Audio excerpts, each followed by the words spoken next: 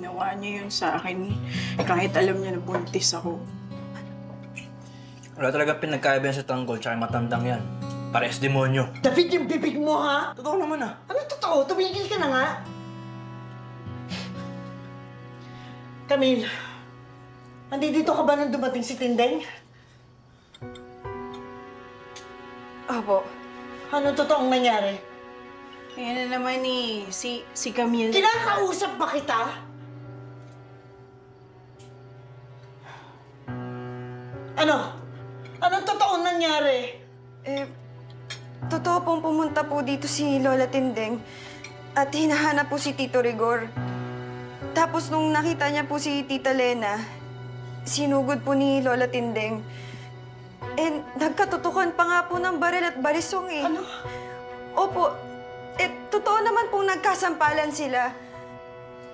Pero hindi naman po binugbog ni Lola Tindeng si Tita Lena para magkapasa po ng ganyan. Baka nga po siya lang may gawa niyan sa sarili niya eh. Camille, ano pinagsasabi mo? Si Lena lang gumawa sa sarili niya? Tumahimik ka nga! Ano ba talagang problema mo? O talagang may sayad yung utak mo? Camille, napakasinungaling mo. Nakita mo naman kung paano ko sinaktan ng demonyo nanay niya eh. Baliw ka eh, no? Tama na, Marites!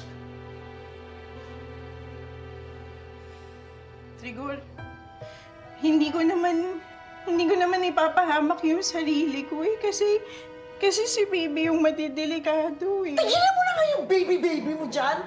Puro ka baby! Marites, kapag nalaman ko na bumalik yung anak mo dito at yung nanay mo, at kapag inabutan ko yung dalawang yan, magpapasensyahan tayo.